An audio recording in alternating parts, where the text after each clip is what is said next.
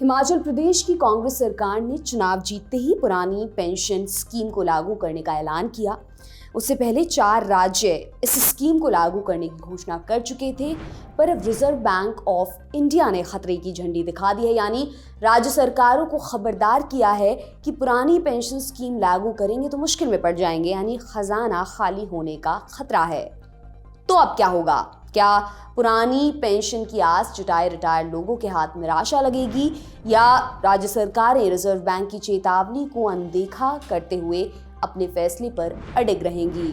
आज के खर्चा पानी में जानेंगे कि रिजर्व बैंक ने पुरानी पेंशन योजना के खिलाफ राज्यों को क्यों चेतावनी दी। लेकिन उससे पहले एक जरूरी सूचना, जयपुर लिटरेचर फेस्टिवल में आपको मिलेगा मौका ललन टॉप के एडिटर सौरभ द्विवेदी से मिलने का। समय और स्थान 19 जनवरी शाम 4:30 बजे, होटल क्लार्क्स आमेर, जयपुर। इस बार ओपीएस यानी ओल्ड पेंशन स्कीम इसलिए चर्चा में नहीं आई है कि किसी नए राज्य ने अपने यहाँ स्कीम को लागू करने का ऐलान किया हो, बल्कि रिजर्व बैंक ऑफ इंडिया ने ओल्ड पेंशन स्कीम को लेकर ऐसा बोल दिया है कि अच्छों के कान खड़े हो जाएं। आरबीआई ने राज्यों को पुरानी पेंशन स्कीम को फिर से लागू करने को लेकर आगाह किया है। सबसे पहले जान लेते हैं कि आरबीआई ने ओल्ड पेंशन स्कीम को लेकर क्या कहा है। आरबीआई की चिंता ये है कि पुरानी पेंशन स्कीम लागू करने से राज्यों पर आर्थिक बोझ बढ़ सकता है। रिजर्व बैंक ऑफ इंडिया ने अपनी रिपोर्ट ऑन स्टेट फाइनेंसेस में कहा कि ओपीएस लागू करने वाले राज्य जो अपने दूसरे जरूरी खर्चों को रोककर ओल्ड पेंशन की तरफ लौट रहे हैं, इससे आने वाले समय में उनका फाइनेंशियल बोझ बढ़ता जाएगा। इंडियन एक्सप्रेस में छपी खबर में आरबीआई के हवाले से कहा गया है कि 2022-23 के बजट अनुमान के मुताबिक राज्यों के पेंशन भुगतान पर होने वाला खर्च करीब 16% बढ़ने की आशंका है। करंट फाइनेंशियल ईयर 2022-23 में सभी राज्य अपने कर्मचारियों के पेंशन चुकाने के लिए 4.5 लाख करोड़ रुपए से ज्यादा तक खर्च कर सकते हैं, जबकि इससे पहले यानी कि फाइनेंशियल ईयर 2021-22 में राज्यों का पेंशन भुगतान का खर्च लगभग 4 लाख करोड़ रुपए था। इंडियन एक्सप्रेस की एक और खबर में कहा गया कि 30 सालों में राज्यों का कुल पेंशन बिल काफी बढ़ चुका है। 1990-91 में राज्यों का पेंशन बिल 3000 करोड़ रुपए से ज्यादा था, जो कि 2020-21 में लगभग 4 लाख करोड़ रुपए तक बढ़ गया था। अब ये समझ लेते हैं कि आरबीआई ने अचानक से ऐसी बातें क्यों कही हैं। जिन 5 राज्यों ने पुरानी पेंशन स्कीम को लागू किया है, वहां गैर भाजपा सरकारें हैं। छत्तीसगढ़ देश का पहला राज्य था जिसने पुरानी पेंशन स्कीम को फिर से लागू किया है। इसके बाद राजस्थान, झारखंड और पंजाब ने भी पुरानी पेंशन स्कीम को फिर बहाल कर दिया है। हाल ही में हिमाचल प्रदेश के चुनाव में पुरानी पेंशन स्कीम मुख्य चुनावी मुद्दा थी। माना जाता है कि कांग्रेस को सत्ता में वापस लाने में पुरानी पेंशन स्कीम ही संजीवनी साबित हुई है। इसी के चलते हिमाचल की सत्ता में ताज़ा लौटी कांग्रेस सरकार ने भी सत्ता संभालते ही राज्य में ओपीएस यानी कि ओल्ड पेंशन स्कीम को फिर से लागू करने का ऐलान किया है। इन राज्यों के अलावा कई अन्य राज्यों में भी ओल्ड पेंशन स्कीम की मांग की जा रही है। इस वजह से आरबीआई की यह चिंता काफी मायने रखती है। इस बारे में हमने एक्सपर्ट से बात की, आइए उन्हें सुनते हैं। चक्कर यह है कि इसमें बहुत सारी पेच हैं, एक पेच नहीं है। यानी कि जो राज्य की सरकारें हैं उनके पास कितना टैक्स रेवेन्यू आ रहा है, कितना सेंटर उनको ट्रांसफर कर रहा है, क्योंकि ज्यादातर जो हमारे रेवेन्यू सोर्सेज हैं वो तो सेंटर के हाथ में हैं। वो चाहे इनकम टैक्स है, कॉर्पोरेशन टैक्स है, फिर जो आपका कस्टम्स ड्यूटी है, जीएसटी है, जो दोनों के हाथ में है और जिसका वो शेयर बराबर बराबर दोनों को मिलता है। तो यानी कि अगर हमारा जो टैक्स जीडीपी रेशियो है वो ज्यादा होता, अभी जैसे 17% है, बीच में गिर के 15% हो गया था, अभी 17% चल रहा है कई सालों से। तो अगर ये हमारा ज्यादा होता तो हमारे जो राज्य हैं उनके पास साधन ज्यादा होते, वो ज्यादा पैसा दे सकते थे।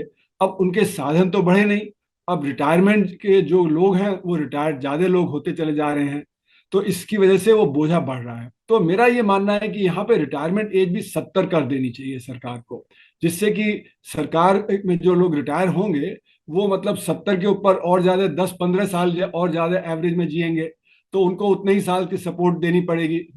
और जो अभी क्या होता है कि जैसे हम देखते हैं कि बहुत सारे को ऑफिसर ऑन स्पेशल ड्यूटी नियुक्त कर दिया जाता है जब रिटायरमेंट के बाद, या वो कोई प्राइवेट सेक्टर में काम करने लगते हैं, तो आदमी प्रोडक्टिव तो रह सकता है, तो प्रोडक्टिविटी जो है उसका फायदा सरकार को मिलना चाहिए। तो सरकार अगर जो अपना रिटायरमेंट एज बढ़ा के 70 कर दे तो पेंशन का भार इतना नहीं पड़ेगा। दूसरी बात यह है कि हमारे यहाँ पेंशन सिर्फ सरकारी मुलाजिम को क्यों मिले, पेंशन गरीब आदमी को क्यों ना मिले, क्योंकि उसको भी तो सोशल सिक्योरिटी चाहिए। तो सोशल सिक्योरिटी का जो एक मुद्दा है वो एक बड़ा भारी मुद्दा है, वो सभी को मिलनी चाहिए पेंशन। एक और तथ्य पर गौर कीजिए, टैक्सों के जरिए राज्य सरकारों के खजाने में जितना पैसा आता है उसका लगभग 25% कर्मचारियों के पेंशन के भुगतान में चला जाता है। सिर्फ इतना ही नहीं, कुछ राज्यों में तो ये प्रतिशत और भी ज्यादा है। जैसे हिमाचल प्रदेश में टैक्स से होने वाली कमाई का करीब 80% पैसा पेंशन चुकाने में चला जाता है। पंजाब में आंकड़ा लगभग 35% है। इसी तरह से छत्तीसगढ़ अपनी कमाई का करीब 24% और राजस्थान करीब 30% पैसा पेंशन में खर्च करते हैं। आरबीआई ने अपनी रिपोर्ट में यह भी कहा कि 2022-23 के लिए राज्य सरकारों का ब्याज भुगतान के मद में कर्मचारियों को सैलरी देने और दूसरे प्रशासनिक खर्चों और पेंशन के लिए राज्यों के खर्च में मामूली वृद्धि होने की उम्मीद है। इसीलिए आरबीआई की ताज़ा रिपोर्ट राज्यों की फाइनेंशियल हालत को लेकर चिंता पैदा करती है। अब दोनों पेंशन स्कीम्स यानी कि न्यू पेंशन स्कीम और ओल्ड पेंशन स्कीम का फर्क भी समझ लेते हैं। जहां पुरानी पेंशन योजना में सरकारी कर्मचारियों को एक निर्धारित पेंशन मिलती थी जो कि उनके आखिरी उठाए गए वेतन के 50% के बराबर होती थी। इसका भुगतान सरकारी खजाने से किया जाता था। उदाहरण के लिए यदि रिटायरमेंट के समय किसी सरकारी कर्मचारी का मूल वेतन 10,000 रुपये प्रति माह था तो उसे 5,000 रुपये की पेंशन मिलने का नियम था। इसके अलावा साल में 2 बार महंगाई भत्ते के रूप में जो लाभ सरकारी कर्मचारियों को राज्य सरकारें देती हैं वह भी पेंशन में शामिल होता रहता था। तब सरकार का तर्क था कि उसके पास पेंशन भुगतान के लिए कोई फिक्स संसाधन नहीं है और इसे खजाने का बोझ बताया गया था। इसलिए पुरानी पेंशन स्कीम खत्म करने के बाद 1 जनवरी 2004 से देश भर में कर्मचारियों के लिए एनपीएस को लागू किया गया। केंद्रीय कर्मचारियों के लिए एनपीएस अनिवार्य है। पुरानी पेंशन स्कीम बंद होने से सभी राज्यों ने भी एनपीएस को अपने यहाँ लागू किया था। इसके तहत कर्मचारियों के पास अलग अलग सेविंग स्कीम्स चुनने का विकल्प होता है और अपनी सैलरी बेसिक प्लस डीए का 10% एनपीएस में जमा कर सकते हैं, जबकि सरकार भी एनपीएस अकाउंट में 14% का योगदान देती है। एनपीएस को pension fund regulatory and development authority monitor करता है। दिसंबर 2022 के आंकड़ों के मुताबिक राज्य सरकारों के 59.78 लाख कर्मचारी एनपीएस में रजिस्टर्ड हैं। इस बारे में भी हमने एक्सपर्ट से बात की, आइए उनको सुनते हैं। तो जो ओल्ड पेंशन स्कीम है उसमें रिस्क नहीं था, नई पेंशन स्कीम में रिस्क है कि जो पैसा इन्वेस्ट कर रहा है, जो कंपनी पे आप जो डाल रहे हैं, जहां पे उससे इन्वेस्टमेंट हो रहा है, वो कितना मतलब सही ढंग से इन्वेस्ट कर रहा है या गलत ढंग से कर रहा है, कितना उसमें सिक्योरिटी है, कितना नहीं है।